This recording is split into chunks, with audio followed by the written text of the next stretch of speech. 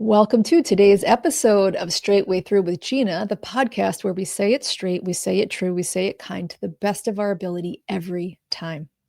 I have a special episode for you today, something I've been reflecting on.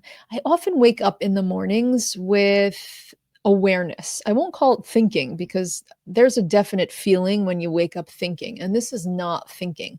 It's clear insight. It pierces through thinking. And in fact, it's so clear that I often say to myself, I don't need to write that down. It's amazingly clear. And then an hour later, it's gone. I've gotten into the habit of writing it down. I had a clear insight recently, and it was about what do we do in these situations where others think we're wrong and we know we're not? I know that might sound arrogant or like you know it all. Somebody might even call you a know it all. I think I've been called a know it all a few times in my life. But the thing is this, we don't know everything. We don't know it all, but we know some things. And sometimes we speak about those things that we know, and other people don't receive it. They don't believe it, and they just move on. I was brought to this topic because I was asked a question a few nights ago, and I answered it. And I answered it to what I know to be true. It's a question about other people and their fears and what keeps them from things like speaking.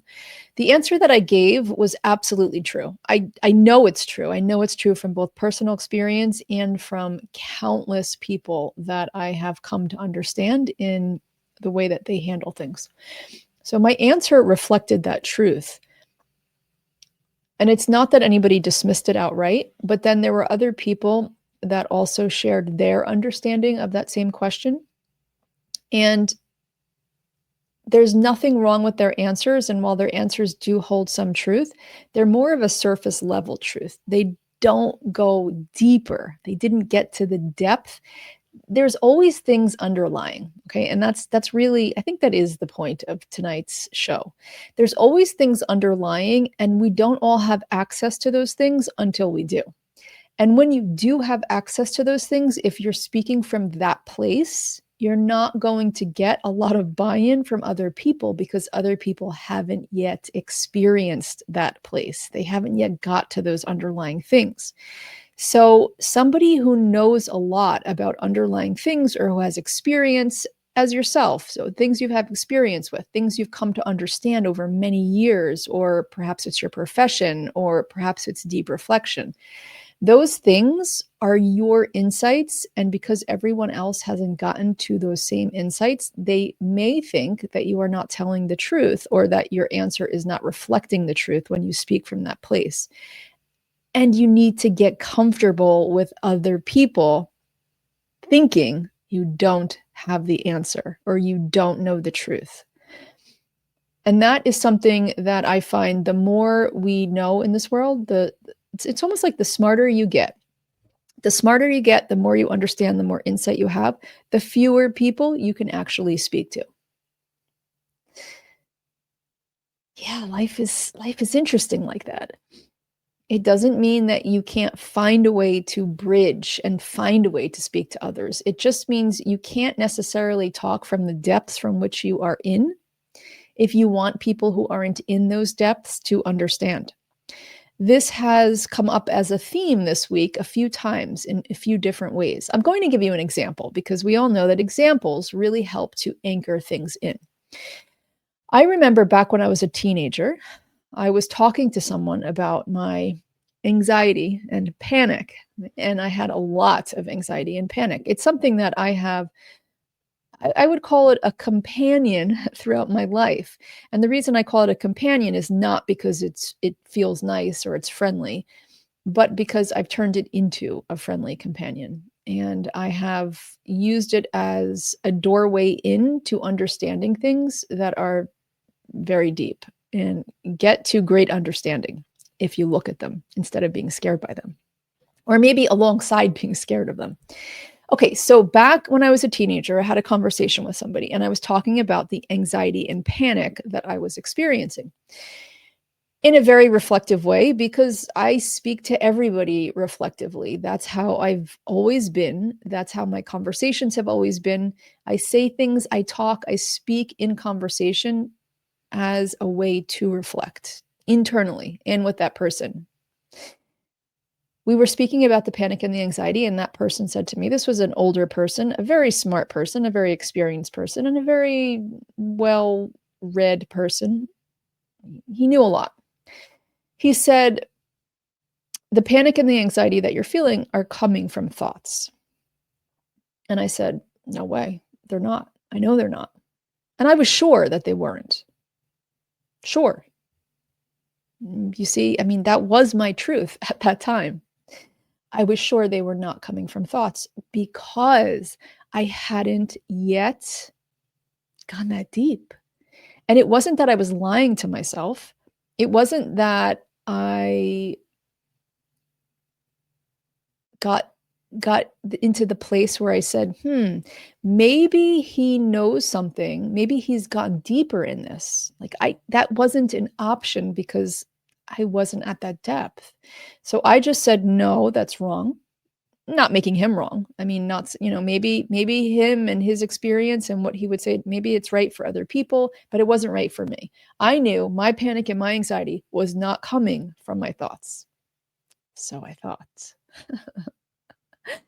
And that's the funny part of this. The funny part is there's nothing that anybody else is doing to you in your life right now that you haven't done at some point. And it's humbling to realize that. It's really humbling to realize that even the things in your life that are happening right now that you just feel are so old, outdated, stuck, surface, whatever it is, you've done them. I've done them. We've all done them. It took me probably a good 10 years after that conversation to have the understanding and the awareness that, yes, wow, I can see the thoughts. I can see the thoughts that are causing this panic and anxiety. I can see it as clear as day, just like I could see a table in a room. I often use that example when I'm chatting with people and I say that I see something and they say that they don't see it. I say, it's fine that you don't see it, as long as it's fine that I do see it, because for me, it's as clear as looking at the table that we can both see in this room. Right. And when I got to that point with those thoughts, the pre-thoughts to anxiousness and panic and fear, it was amazing to me. That was an amazing discovery that I couldn't see as truth 10 years earlier. It took me those 10 years of digging and figuring out and sitting with and really, as everything in my life, looking to get underneath, looking to get to the bottom of. And when I did get there, it was profound. It was, I do have some control here. There is something that I am doing that can either help or hurt my state of being when it comes to panic and anxiety. That person is a great example of he knew something more than I knew, but because I didn't know it at the time, I didn't see it as truth. Now, fast forward, there are times when I talk about panic and anxiety today to other people from the perspective and the understanding that I have. They don't see it as truth.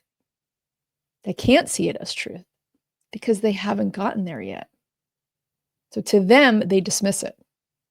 And they keep looking somewhere else. That's the painful part. Right? The painful part is they keep looking somewhere else.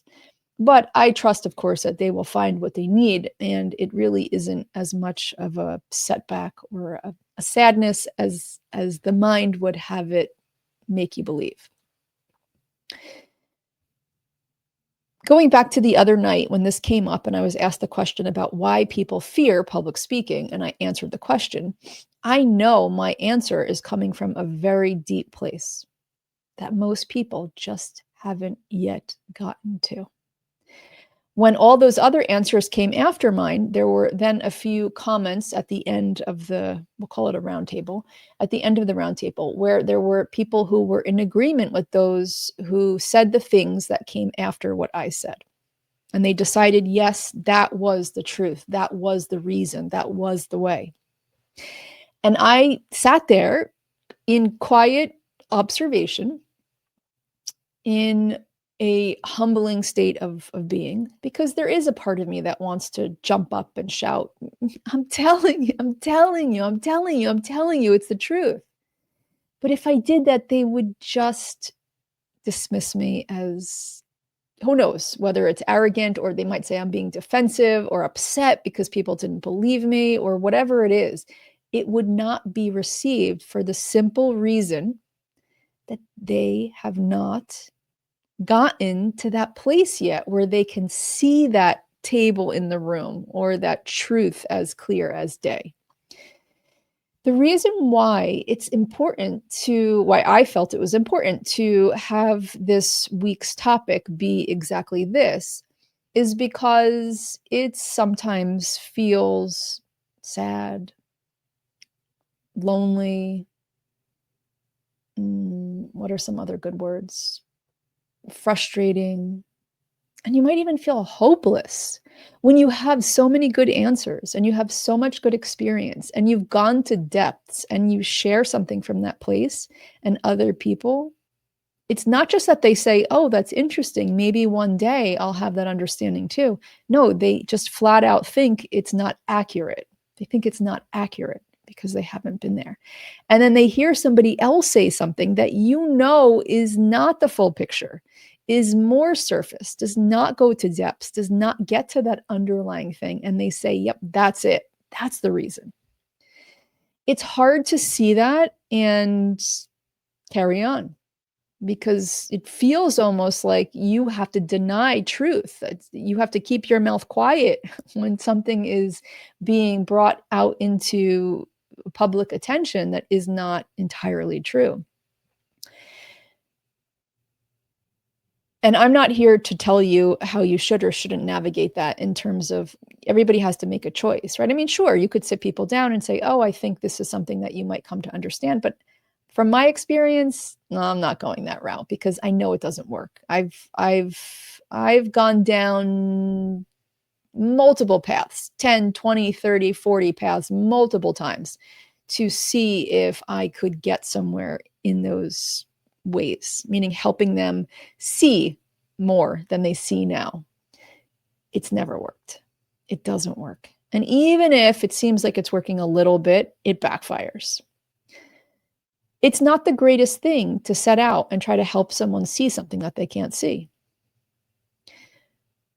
The reason why I'm talking about this today is to help you come up with a plan for how you want to deal with it personally when you're around other people who deny what you know to be true. Because that's really important for your mental well-being. That's really important for who you are in this world. That's really important for you to keep carrying on as you and to keep validating your own experience and your own levels of insight and understanding and depth. Don't let the world measure that.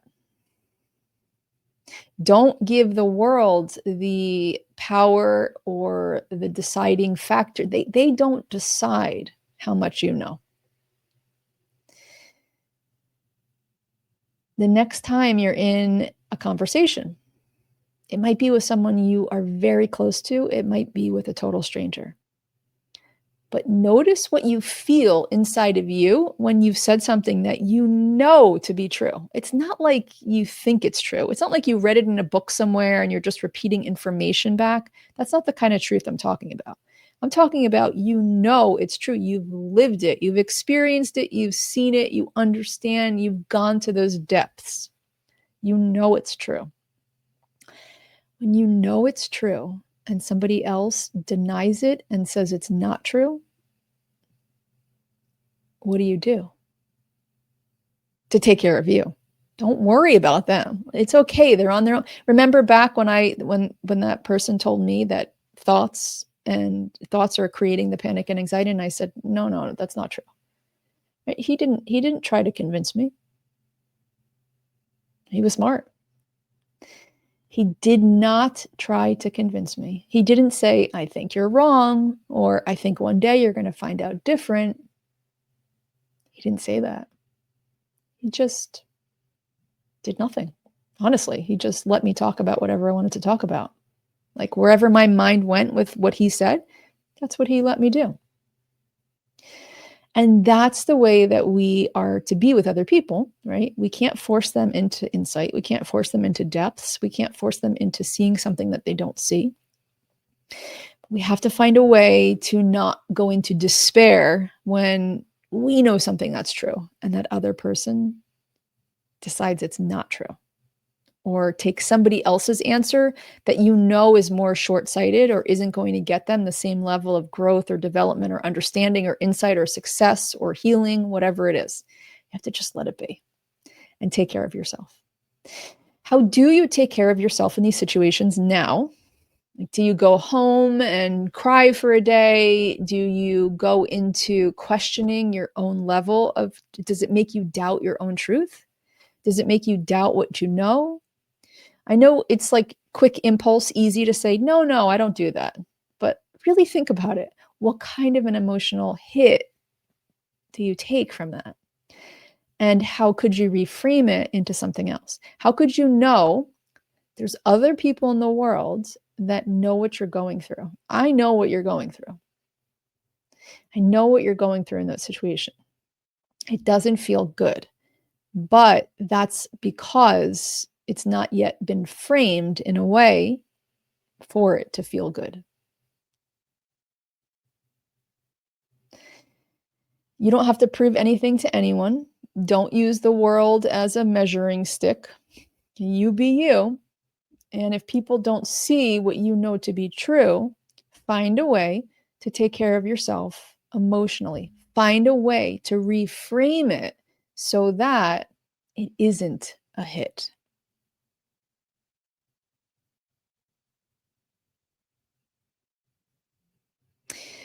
If I could go back and have a conversation with that person again, I hope they're still alive. I'm not sure if they are, but they were someone that they were in my life when I was a teenager, and they haven't been in my life for years. I would let them know that that was not just that they were right. That wouldn't be the goal of it. That wouldn't be the big point of connection for me. The big point of connection for me would be to tell them, and maybe I'll try to find them. Maybe I'll see if I can find them. But I would tell them how brilliant it was that they didn't try to get me to see, that they didn't try to change my mind, that they didn't argue with me, that they didn't say, "Oh, I think you're wrong about that." It was that quiet presence. They shared something with me. I was not ready to hear it. I did not go to those depths yet. I could not see it. I refused it. And I said, no, that's not accurate. And they did nothing. They didn't get mad at me. They didn't resent me for it. They didn't turn away from the conversation. And they didn't try to prove me wrong. And they didn't try to say, I think you're mistaken. And if you would just listen to me, you'd be so much better off. How often do we do that to people? I do it a lot. Right? Oh, if you would just listen, if you would just hear me. That's not the way people learn. Who knows? Maybe that person giving me that quiet presence, meaning they just chose the humble path. They just chose the way where they weren't going to argue. They weren't going to push back. They weren't going to try to get me to see anything different. They were just going to be there for me in that conversation in a very present way, while still stating the truth. It's not like they withheld the truth. They stated the truth. But when they saw that I couldn't yet see that truth, they didn't push. They just dropped it. That is huge. That is really something worth taking note on and then thinking about how to put that into your mode of being, into your life with the people that you're with. Because everyone has to be on their own path. And even if you are someone that's helping someone on their path, they may never see you as help. And that has to be okay. We don't help people for credit, and we don't help people for acknowledgement. We have to find ways that actually help them, even if they don't see it as help in the present or the future, or just they don't see it as help. How do we engage in those kinds of interactions, keeping ourself emotionally well and sound and not going into despair like, oh, nobody sees what I see, because that is what it feels like sometimes. It feels painful, for me at least. Right? It feels really painful to see things that other people don't see and not be able to help them see it. I often say it feels like seeing a house all in flames and there's people in there. And I run inside the house and say, hey, the house is on fire. Come on, we got to get out.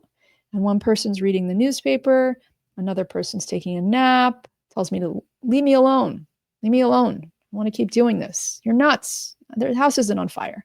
And I'm saying, no, it is on fire. It's on fire. How can you not see that? Right? That's what it feels like a lot of the time. And that causes a lot of strain in me and a lot of strain in the relationships. I hope this is helpful for you.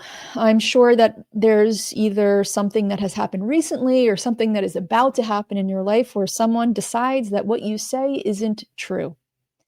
And you have to decide how to respond to that, not just in that moment with that person, but when you go home, when you go to sleep that night.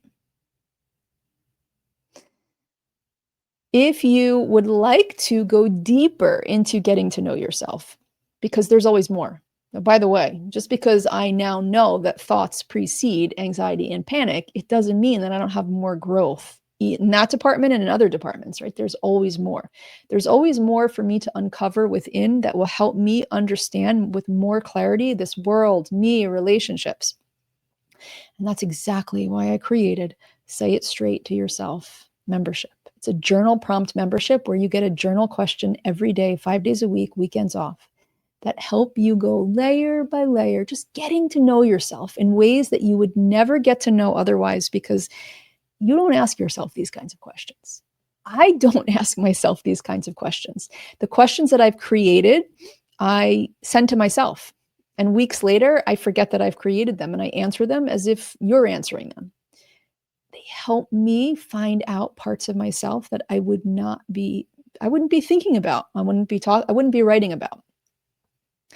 It's a wonderful way to both increase presence of you getting to know yourself and the world around you and your relationships, and to find out things about yourself that actually help you make real-time, real-life, practical decisions every day. Because when I know these things about myself, I'm already on, those of us who started at the very beginning are nearing journal prompt 100. So we've been doing this for 100 days. And I can tell you that by answering those 100 questions, that helps me to make decisions in my day, because I already have explored things and know things that when certain things come up, I know how to behave because I've already had that conversation in my mind. The other real beauty, there's a lot of beauties, but the other real beauty I want to mention today about this journal prompt membership is that you get to know yourself in ways that help you in relationships. So many of our relationships are based on needs and wants and things that we're not even connected to. They're more automatic than they are chosen. And when you start to peel back the covers, look underneath, look under the cover here, look under the cover here, you start to really see what it is you want.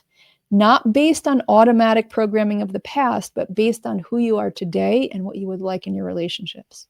It helps you ask for it more. It helps you ask for it with clarity. You say it straight to yourself first, so you can say it straight to them second. And that doesn't mean that you're not being truthful with yourself at this time in your life. It just means, like this whole episode has been pointing to, there are things underneath which you're not yet seeing. And as you see those things, you can say it straight. You can say them straight. And then you can show up in your relationships and say it straight there. If you'd like to get in on the membership, I will put that link in the show notes. There are so many good things coming down the pipeline with this membership. I would love to see you get in now while the price is where it is. And I would also love for you to subscribe to this podcast if you're not already subscribed. Share it with someone you think would love to see what we talked about today. Maybe they are someone who is down and out, feeling like people don't understand them, they feel misunderstood. Like, comment, get in touch, email me. I'll have all of that in the show notes. Tell me what you want to see in the future. Where do you want these episodes to help you? What are you looking for? What kind of clarity in your communication, in your relationships would be helpful for you? Keep saying it straight. See you soon.